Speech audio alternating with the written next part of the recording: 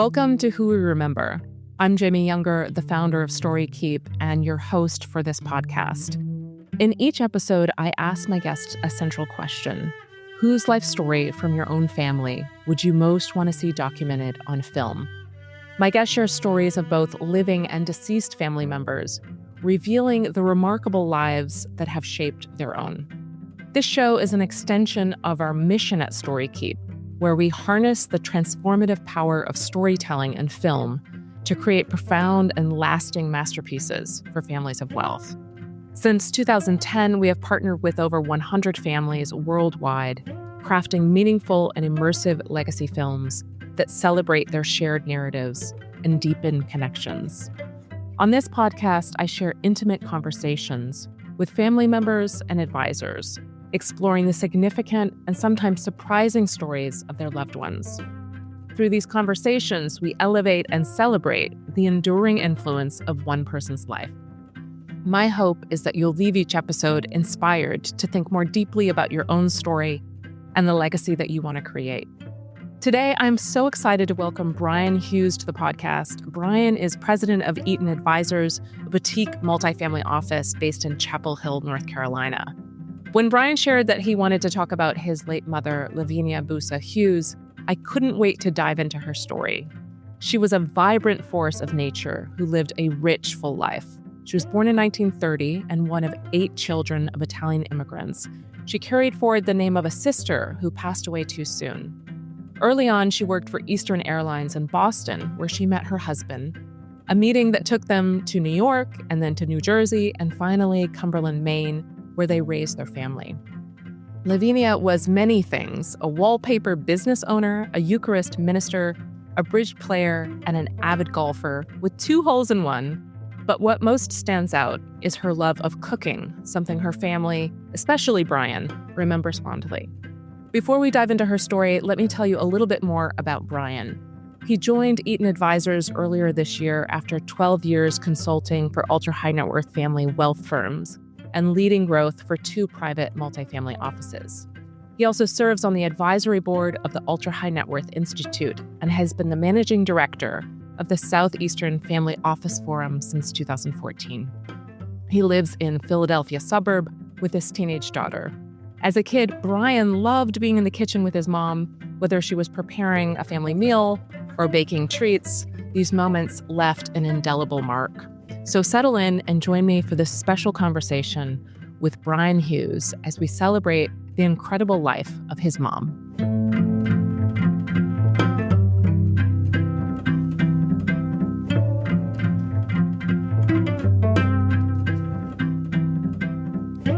Brian, I'm really delighted to sit with you. As I shared with you just previous, I'm so happy to be talking about your mom because everything I've learned about her makes me love her.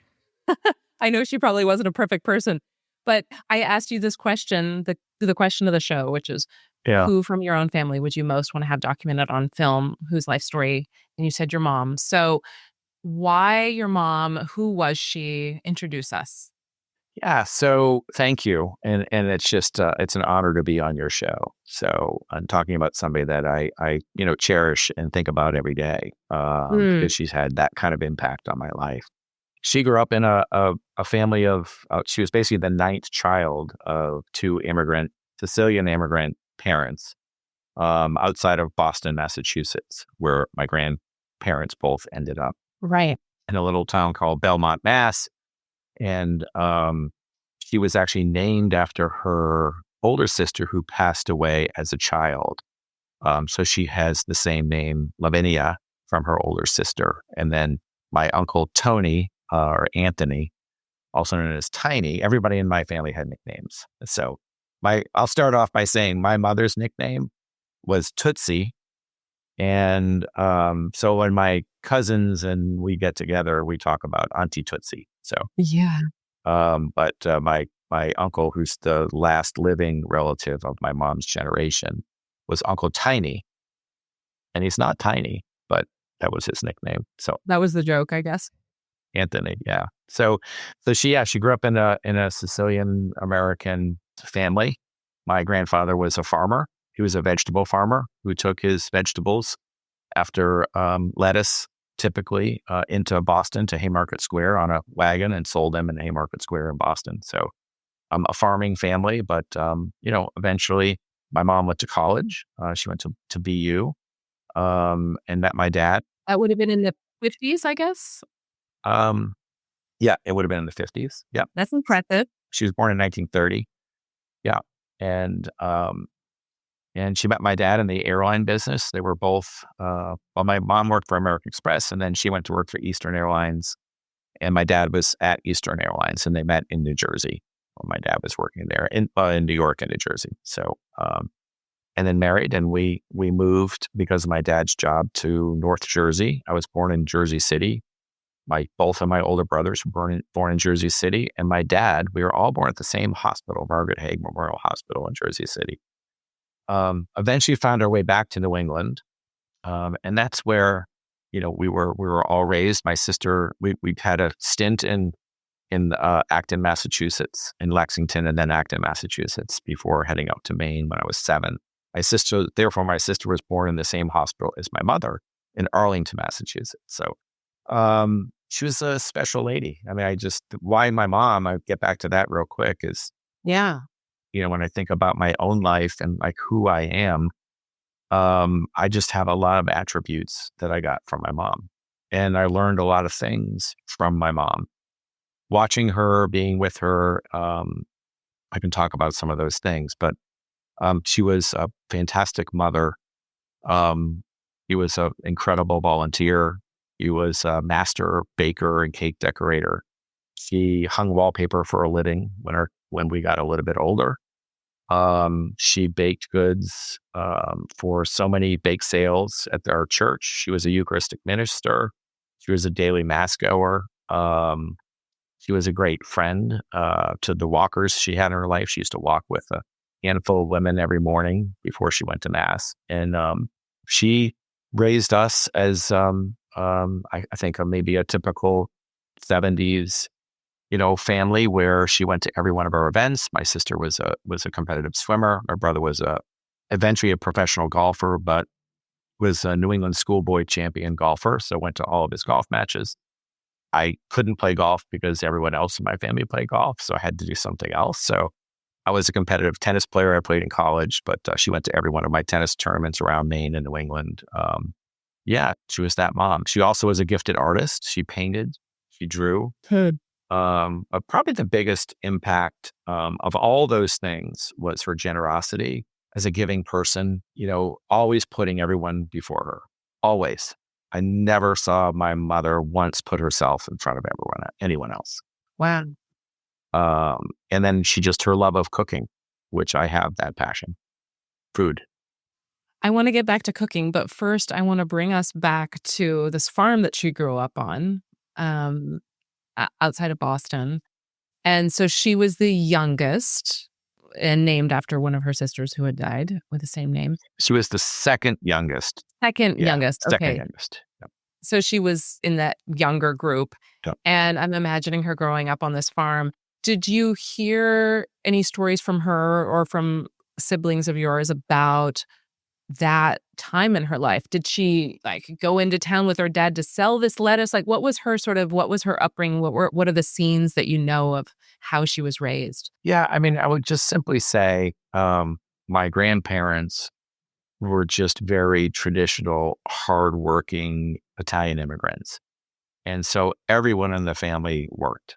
Everyone. My mom worked on the farm. Her brothers and sisters worked on the farm. I don't know particular stories about going into the markets, but I'm sure they all did.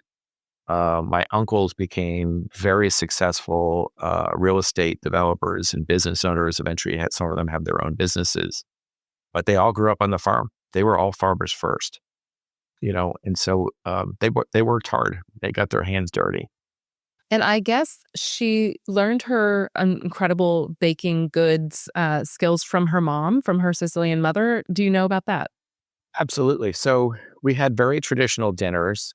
Even though we lived in Maine, once a month, we would drive to my grandparents' house in Lexington, Mass. Tiny little house. And all of us were there. We probably had 30 people for dinner once a month. Holy smoke. Yeah. Oh, yeah. But let me tell you something. my mom and my grandparents were very smart because my grandfather made his own wine. Mm-hmm. They would give each of us a little glass of wine for dinner. And then instead of having raucous, I'm one of 26 cousins, by the way.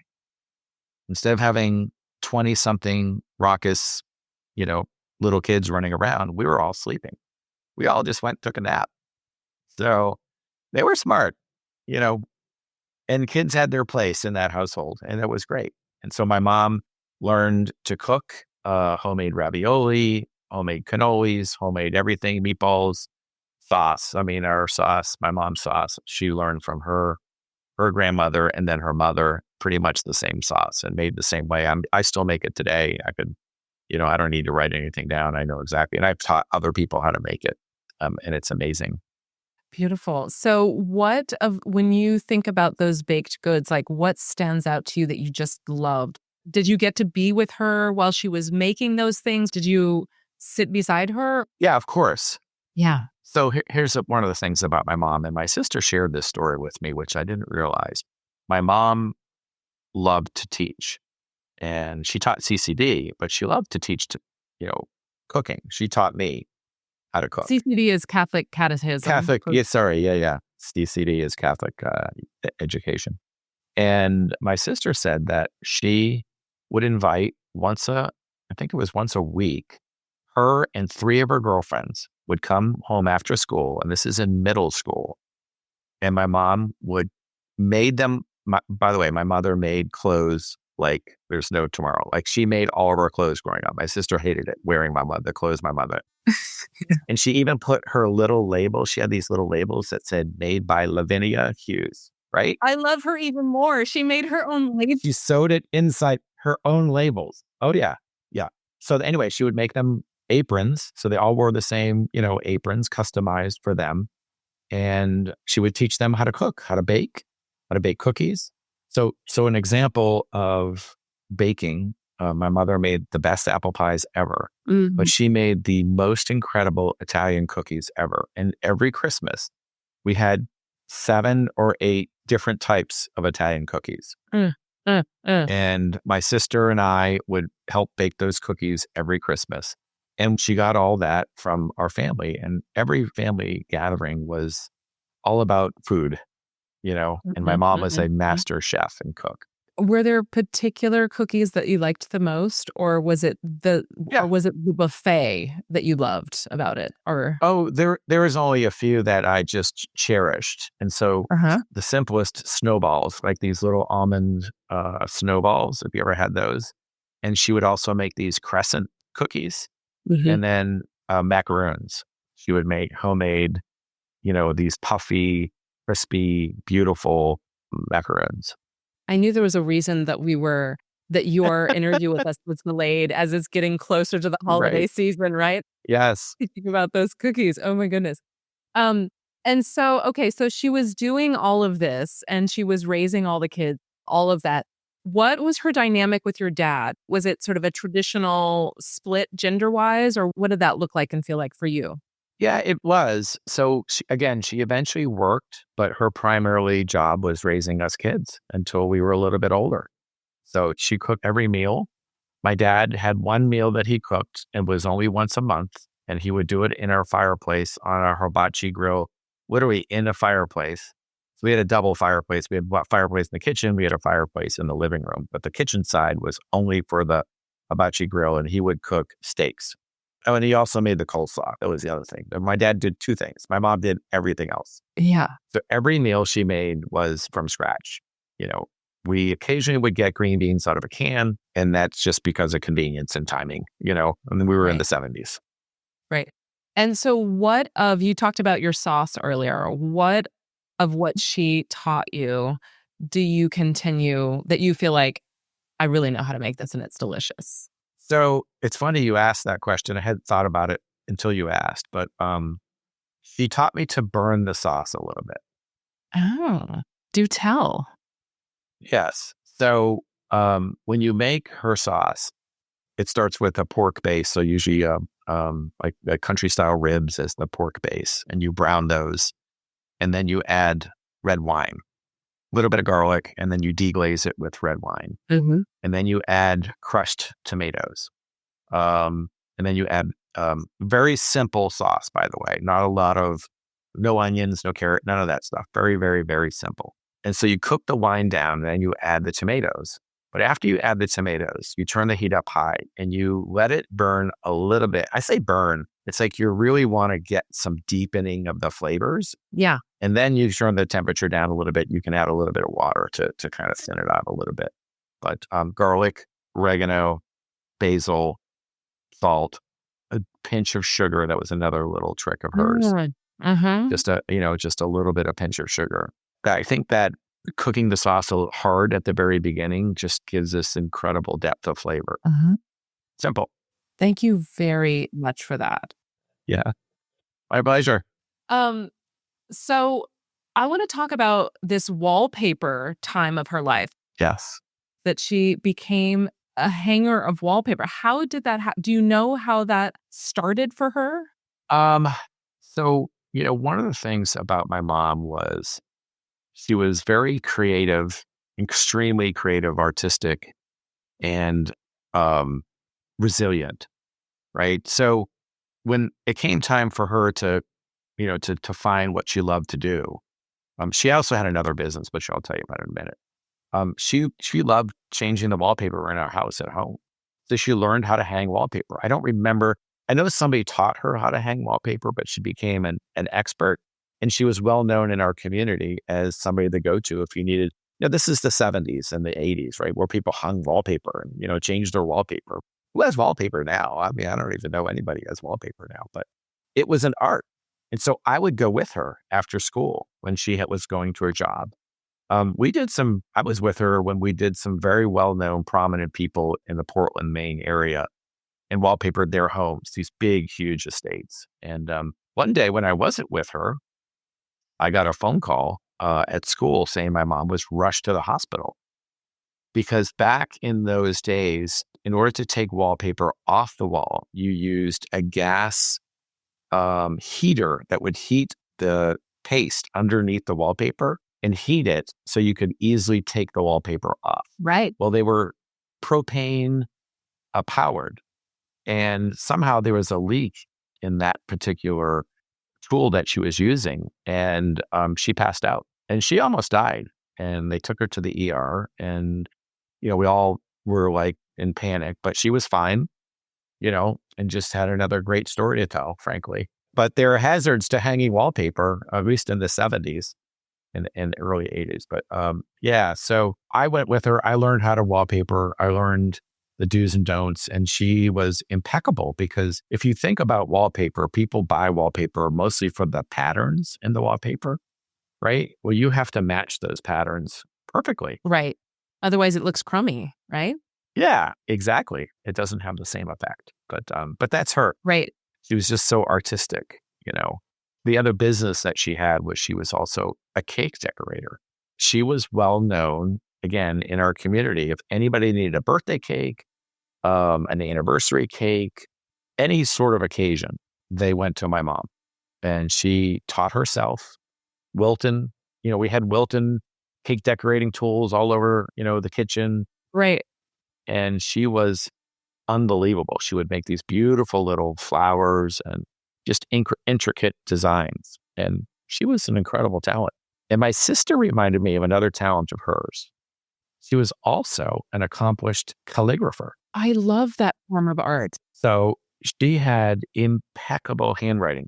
She addressed every one of my ex-wife and I, our wedding invitations, my sister's wedding invitations, cousins' wedding invitations. Everyone, reached out to Auntie Tootsie. Hey, can you do my wedding invitations? And she just created. Which is a big job, by the way. It takes a lot of time. Oh, and she just loved it. She just loved it. She was such a, like I said, just a giving person of her talent. She recognized that God had given her all these incredible talents, and she was not going to let them go to waste. What an inspiration. You talked about how she was resilient. You use that term, and I'm wondering if you can share what you know of hard times that she went through. Do you know of difficult moments that she lived through? I do. My dad was an alcoholic, so she always put on a smile regardless of what was going on. She never let you know that, behind my parents stayed married. They did separate for a little while and they came back together, and she always took care of my dad till the day he died. But she never let you know that they had some issues. And my dad was sick, Mhm. and nothing was. It's so interesting as I reflect on it now. I hadn't really thought about it until you asked the question. It felt like nothing really changed because she just did what she needed to do. She took care of my dad. We tried to get him help. We did an intervention for him. He lasted less than a day in a treatment program because he was a stubborn, born of that generation. He fought World War II, and but he calmed down after that and stopped drinking. He eventually stopped drinking on his own and realized what it was doing to him and his family. But my mom was just incredibly resilient. The only time I saw my mom cry, two occasions that I can think of specifically that were memorable, was when my grandfather was killed by a drunk driver in 1971. This is in Lexington at their home that we went to many, many times. But he was out on the front yard like an Italian, rolling his front yard with a huge cement roller. He was 81 years old and had a huge cement barrel that he would roll the grass. I guess a way to, it's in the growing process of the grass. And in the fall. And this drunk driver, literally in a rural neighborhood, came up on the lawn and hit him. So that was a traumatic moment in all of our lives. But so that was the one time my mom showed incredible emotion. And the other time was when we were living in Acton in a neighborhood. A neighborhood friend was also killed very young. But again, I think my mom showed beautiful emotion of love and tenderness and kindness. She was, always had a smile on her face. Always had a wonderful thing to say. She had these sayings. One is the one that we all heard growing up: if you don't have anything nice to say, don't say anything at all. She lived by that. Uh-huh. Sounds like it. Yeah. Do you have any other sayings or what you would sort of think was her life motto? Yeah, I mean, I think my mom was always patient, and she used to say, if I had said or somebody had said, well, I can't wait for this to happen or that to happen, my mom would say, well, don't hang. I mean, don't sit around and wait for it, you know, That's how she would put it, "Don't hang." don't hang. And I don't really know what Don't hang. that saying where it comes from. Yeah. It just simply means stop just waiting for something to happen. You know, live your life. Yeah. Beautiful. I also sort of love the rhyme of that with the fact that she hung wallpaper. Yeah, right. Maybe that's where it came from. I don't know. I'm really struck as I'm having this chance to listen to you share about your mom and then knowing a little bit about your incredible professional life and also a little bit about your personal life of like having recently gone on a trip to Sicily Yes. um, with your teenage daughter. I just would love to hear from you what you feel like you have lived out of the impact and the impression and the legacy that your mom infused in you, Yeah. and what maybe you're still trying to live out.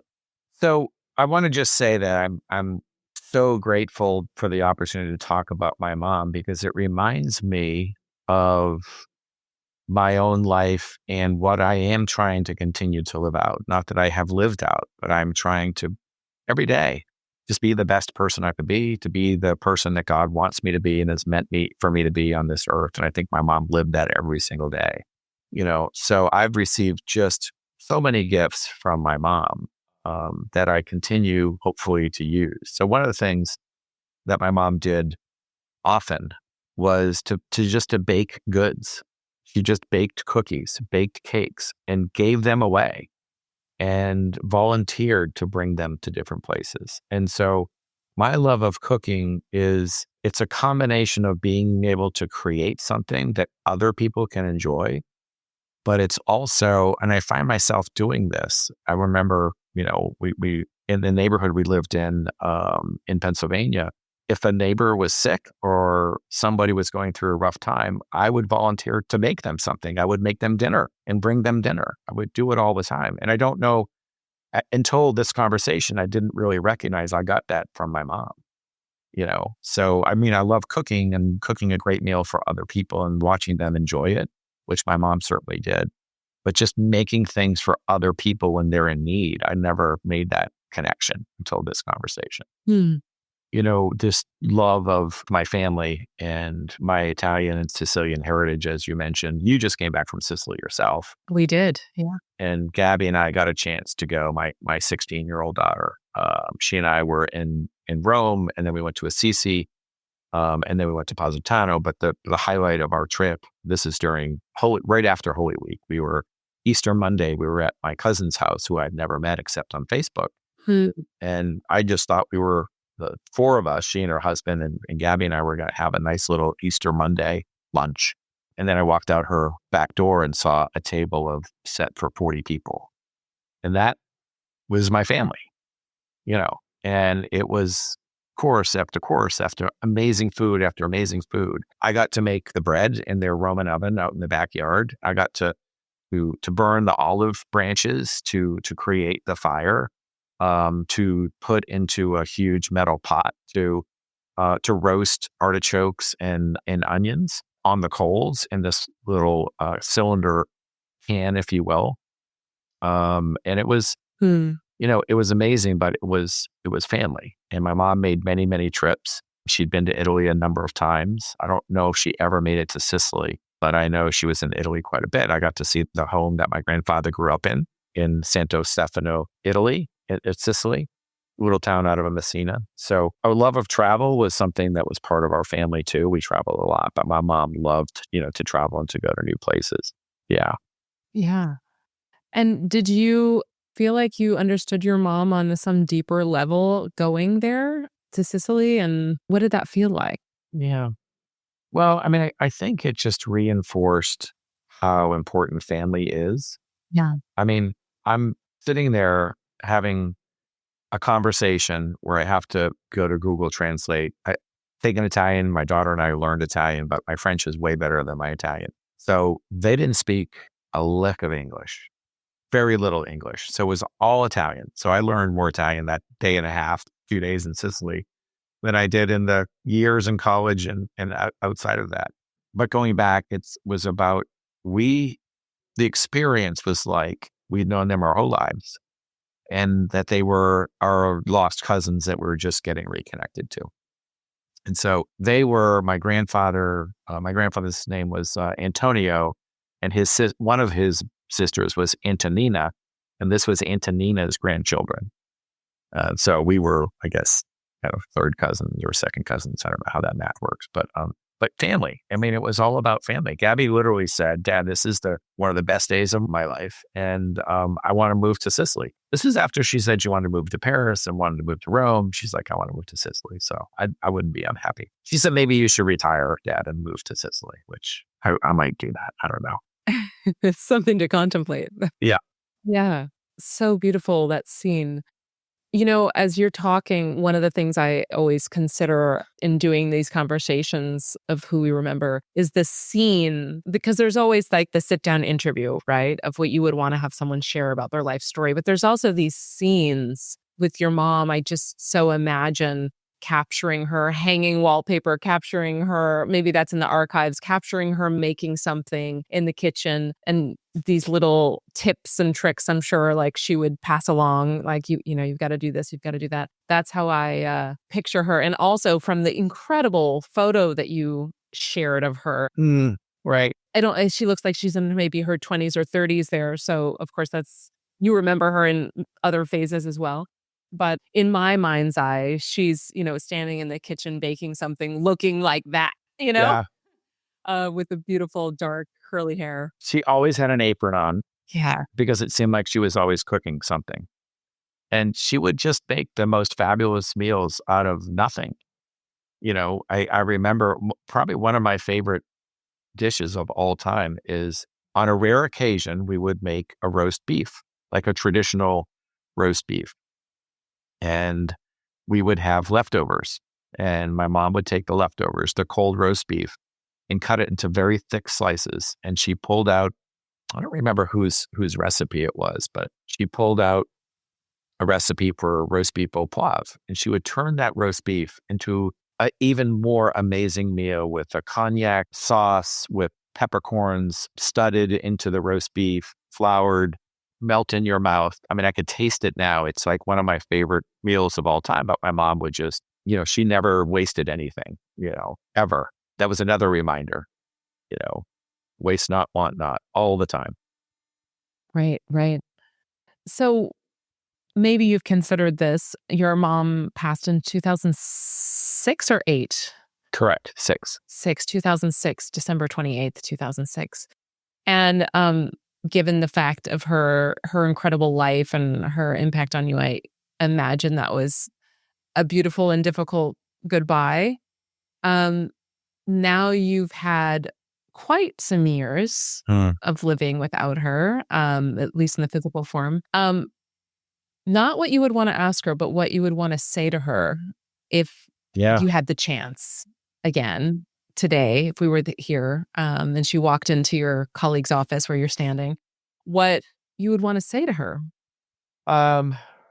Boy, there's so much that I would say. One is just gratitude that I'm grateful and blessed, frankly, to grow up in a household with a mom who, as my sister would say, she did it all. She did it all. And she did it all with a beautiful smile on her face, with an incredibly cheery attitude. And never saw my mom really get mad, except if it was something that, that I did or one of us did that we shouldn't have done, obviously. But that was never real anger, But she disciplined us. But I was grateful for a mom who instilled so many important values in my life that I feel like I've lived some of those values and I want to continue to do that. Generosity, gratitude, forgiveness. My mom was an incredibly forgiving person and taught me how to forgive.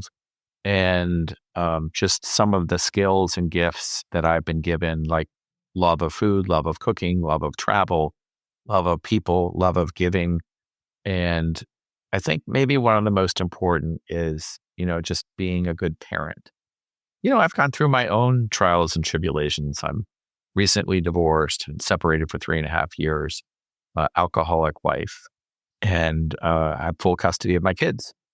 So that says a lot there, but I've had to be resilient myself, and I really believe that at my core, I got that from my mom and from my dad too, and from my mom. I'm just incredibly grateful for the gifts that she shared with me and the time she shared with me and my brothers and sisters. And she treated us each as individuals and never pitted us against each other. Yeah, just a blessing to have her in our lives. And just to see the incredible impact she made on others' lives. She volunteered at Maine Med Hospital. I didn't know this. My sister reminded me that she was a candy striper at Maine Med, and she would do whatever they needed her to do. She would bring TVs into rooms. She would read to kids. She would bring the book cart around. She would check people into the ER. She just, again, volunteered. Yeah. Well, I have to say, I think you have added me and all the listeners among the people who she has impressed and made a beautiful, positive impression on. I'm so thankful for you sharing some of her life and her spirit, because it's really been such a pleasure and a joy and so nourishing to hear about how she led her life. And I have no doubt it inspires people listening to this to Oh, thank you. yeah, to lean in to so many of these beautiful qualities that she led with. So thank you for holding her up in this way. Well, thank you again for giving me the opportunity to share her story and her life with many more people who never met her. And hopefully those that knew her will just have a big smile on their face hearing some of these stories again and saying that was Auntie Tootsie, that was Vinny, that was Lavinia, and that she touched so many lives. And I'm blessed to have that opportunity to share her story. So thank you. Really appreciate it, Jamie. Yeah, my pleasure.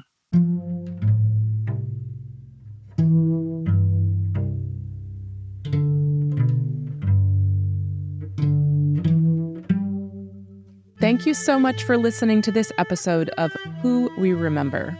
You can see some great photos related to today's story, as well as find out more about our guests and their work. Just go to storykeep.com/podcast.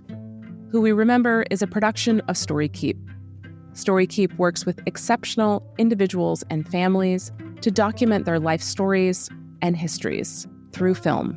You can learn more about our services at storykeep.com.